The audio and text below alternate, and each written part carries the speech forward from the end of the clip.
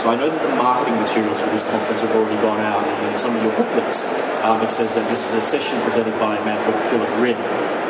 So I just wanted to clear up that I'm not Philip Nguyen with an amazing tan. Philip Nguyen is actually unwell today and unable to present. So my name is Phuong Nguyen. I'm the head of display advertising for the UK.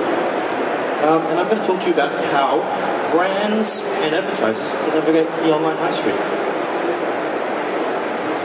So just a little bit about myself before we get into the meat of things. So like I said, my name is Phuong Nguyen. I've been at eBay for 8 years now. And when I describe my eBay career, I break them down into two chapters. It's almost like a BC and AD period to my career at eBay. And the first part of my career at eBay was Phuong the marketer. And sometimes I call these the marketing years or the wonder years, depending on how nostalgic I get about how much I loved marketing. And at eBay Australia did a fantastic job at utilising online marketing channels like paid search and natural search and affiliate marketing and display advertising to really spearhead the growth for eBay Australia. We did it so well, in fact, that more than 90% of our marketing spend went to online advertising. And we did such a great job of it that we've been able to maintain #1 shopping destination in Australia for the last 12 years. Now, fast forward to where I am today, and I've moved now onto the publisher side of the fence, where I've stopped thinking about eBay as a marketplace where people come to connect with sellers and sellers can sell things to buyers. So eBay the retailer, I've started thinking about eBay as the world-class publisher. So it's a very new part of eBay's business to think about how does eBay actually monetize its site beyond what it traditionally does from a transactional point of view. So I guess my challenge here is, how do I talk to people and get out there enough to tell people about this great proposition that sits on eBay about how you connect to shoppers in an online environment to deliver your messages. And just as a point of reference, this may or may not be a picture of me when I was 18. But we will loop back to that later. There's a bit of a quiz and a prize at the end of it, so I can work out whether it is or is not me.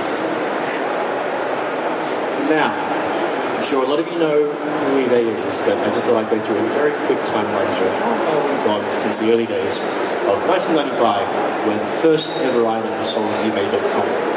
And this is the first of my pop quizzes, so I'm not going to ask the question now, but have a think about it. If anyone knows their pop trivia well, I'm going to ask at the end of it, does anyone know what the first ever item was sold on eBay is? Don't put your hands up yet. Wait to the end of the slide. 1999 is when we launched the UK version of the site, and to this day we are still the #1 online shopping destination for UK people.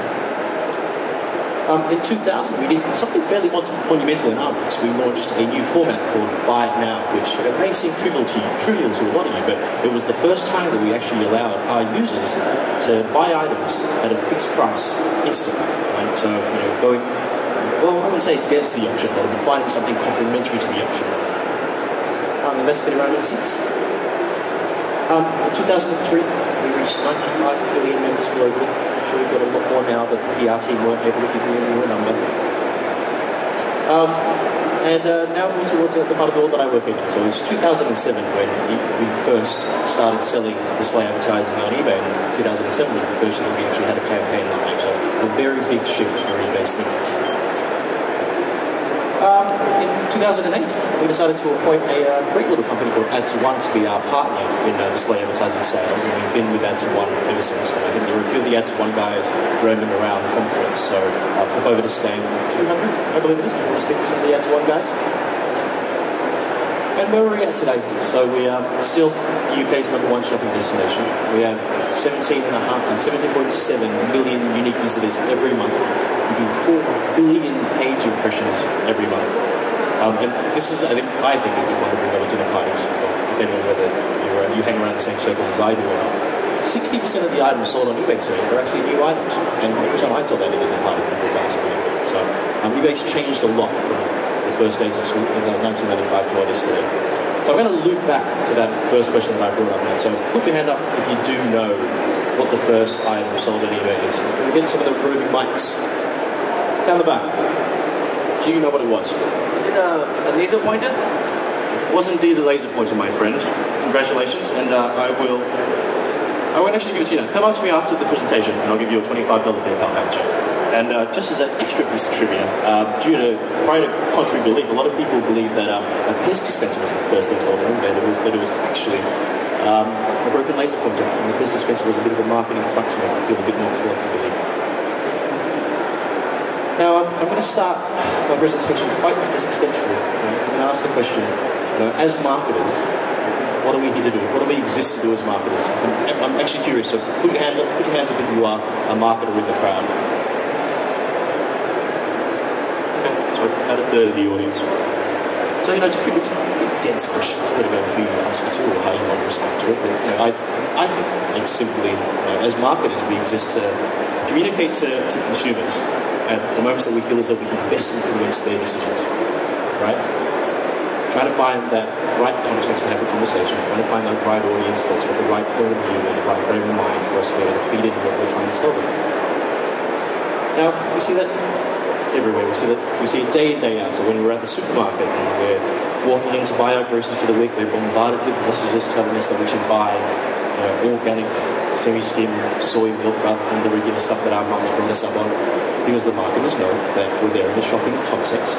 Our intent there is to spend money on our groceries. So it's the perfect audience and situation for a marketeer to speak to someone like myself telling me what kind of milk I should buy. You see that when you come to eBay, we know that you're there to spend money. We have a pretty good idea of the things that you've bought in the past or the things that you may be looking for in the future. So we hit you with messages trying to nudge you that little bit further along to try to change your behavior and tell you what you don't want to think about buying. And we saw it back in the 50s. I didn't see it back in the 50s. Some of you may have saw it back in the 50s where the very intelligent marketeers at Procter & Gamble found out that their best context was actually talking to the household grocery decision maker when they were watching daytime TV shows. And they found that this marketing strategy was such an impactful strategy that they actually invested money into producing their own TV shows so that they could insert 30-second TV slots selling the latest brand of soap. And thus the term soap opera, which is another great little story to bring up at dinner parties. When I was looking at this picture, it reminded me of this great quote that I remember from the godfather of advertising himself, Mr. David Ogilvy. David Ogilvy said that the consumer is not a moron, it's your cheap. Which has nothing to do with my presentation whatsoever. I just thought it was one of those advertising and marketing quotes that I always remember. So, back to this question of what we're looking for as marketers. I think we're looking for some kind of combination of the right kind of context, where are we wanting to communicate to users, the right kind of intent, so what are the users there wanting to do. And I think we're trying to find that beautiful space where the two of them connect in a magical, wonderful way where marketing prospers and all of us drive an amazing ROI. Now, into something a bit less fluffy. Oh, sorry, it's still a little bit fluffy. So, context matters, and I think all the marketers in the room will know that context matters, but I thought I'd bring up an example of how context can actually go horribly, horribly wrong. And I remember when this came up, the marketing director at eBay had a huge issue. Got people on the phone saying, why is this ad on this site? Now, it was an ad buy that was part of some kind of blind network, and it ended up, for whatever reason, it ended up there. But I think it's a great example of why context is so important, right? So I'm not sure what the click-through rates in this campaign were, and you can have a guess at what the user was here doing, but I'm pretty sure he's not most likely to be persuaded to buy a car part or to buy a mobile phone. So, context matters. And I hate to think of what kind of brand associations this user left this experience thinking about eBay.co.uk about. So, knowing that not all contexts are created equally, how do we as marketeers work out where the best context for us are, right? And as marketeers, we're fairly intelligent people. We can work things out for ourselves, and intuitively, things feel right sometimes. You know that the right space for your brand is this kind of environment. Or if you're a lazy marketeer like me, you just go ask the research department. So we asked the research department, find out for us where the best contexts for us are.